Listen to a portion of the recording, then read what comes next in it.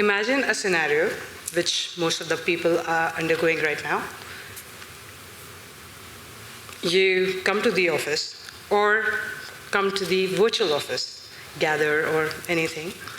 You get a Slack that there's an impromptu meeting.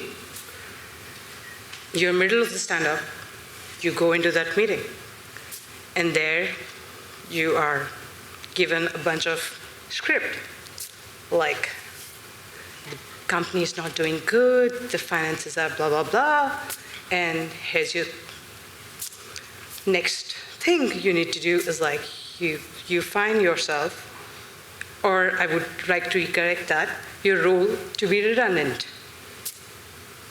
So that's what we're gonna talk about it at length. So who am I, first of all? I was like using that command in Mac. Who am I? Yeah, so, and why I'm doing this talk. I'm a software engineer who's in the early phase of the career, who loves to try things instead of just like boilerplate code. So break things, try new things, and try new things which are out of my comfort zone. And second thing, I've been in communications for many years. So if I put together my experience, it would be 16 years and more. I'm also a new parent, so surviving on very little sleep and exhaustion. Most of the parents in the room will still, I think, like that, because we don't talk about it, but yeah, we feel.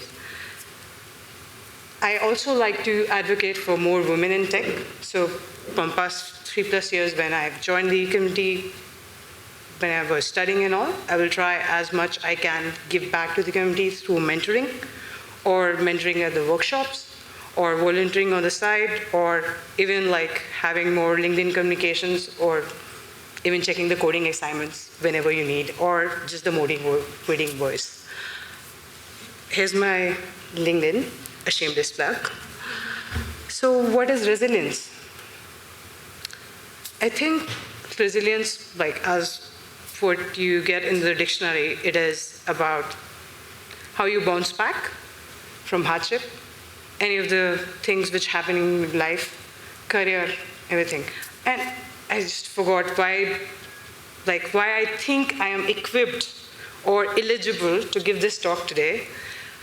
Without going into the details, but I've witnessed many life-changing events in personal and professional life, which I think like knocked me over for a time being, but then like I gave myself a chance to like breathe, observe, and come back. So I think the people who are in this situation try to do that. Just like take a break, it's okay. And most of the time we feel that we put our whole identity around what we do. So we just like, yes, I'm a software engineer, or ex-communication professional, or whatever, at a particular company.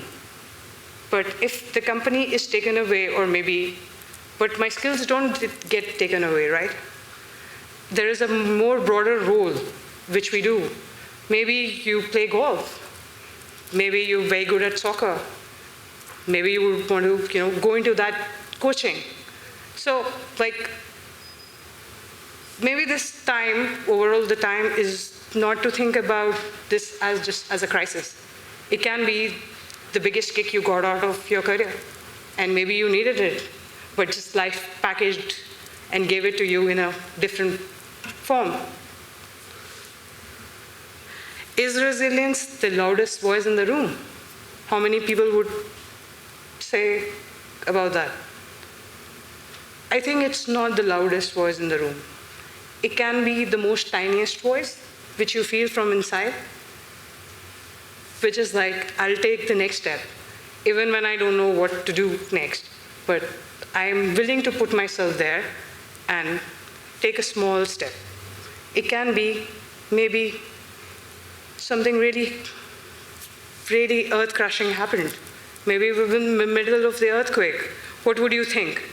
You would just think about how to get out of this building, right? That's the next step. So just think on your feet, take a pause when you want, do things you like to do, but just don't stay there. Take the next step, even if you're afraid. So all this can, but what exactly you can do when you get hit by any of the life crises? You could give back to others. I think helping others makes a whole lot of sense. It brings something naturally positive, make you feel good about things, and talk about your achievements. Talk about what you're good at it. Or even, maybe it's the time to be honest with yourself. It's like, okay, what did I learn out of it? I know things were not in the control, but now you got a chance to pause and reflect and take things in control. What would you do better next time? What is maybe the feedbacks the colleagues who were there can give you, or your family members can give you, which will help you improve and grow in your career? So all those social support, lean on the people who are your own people. Everybody has them in their life, whether it's friends, whether it's family, whether anybody doesn't even have friends, but maybe they met a stranger on the street and he or she was smiling and that just made their day. Perspective, it's just about the perspective. You could see that as a catastrophe or the worst thing or the disaster. I might put that as maybe you needed it. Maybe it gave you the wings you needed to fly. Prioritize your priorities. Not everything can be your priority. Somebody, I think, said today in the morning, they're choosing their own battles. Which battles to fight? You can't fight every battle. So think about your plan. Think about where would you want to go? What's your career? What's the next step you want to achieve? And how? And then maybe put structured plan on that and go on that path. Positivity, everything plays a good role. This is the last quote I would want to leave behind. Is I can be changed by what happens to me, but I refuse to be reduced by it because my identity doesn't revolve around it. And thank you. And I know I don't have time for questions, but people can look at me later. Thank you.